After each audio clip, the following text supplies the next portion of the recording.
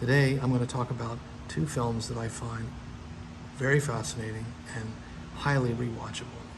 The first is Jetee, which is a short film based on still photography and voiceover that is quite simply a fabulous experiment in film. It's a wonderful way to get around budget constraints, and it works. Basically the imagery coupled with the voiceover make for a very haunting experience. It's only 20-some minutes in length. There's not really an ounce of fat on it. It's a very interesting film experiment, and I highly recommend to watch.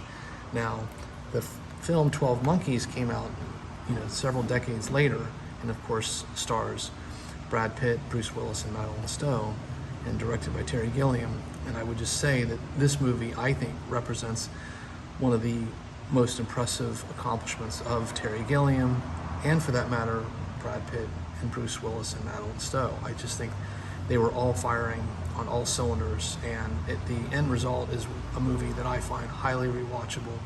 And of course, in these sort of pandemic times that we live in, somewhat prescient, I find the story absolutely holds up, and it provides some real thought for the viewer. I think the viewer, anyone who is even remotely interested in society and civilization and how it functions or doesn't, who also happens to like science fiction, I think this is a no-brainer. It's a film that I am glad to have on my shelf. And of course, Arrow Video did a remarkable job. They went back to the original camera negative and did a 4K scan, and it looks scrumptious.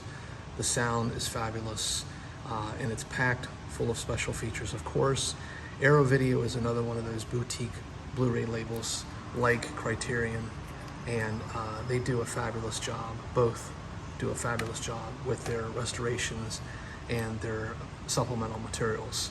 So again, what I would just say is that in these COVID times, why not lean into it and seek out both Jetee and 12 Monkeys.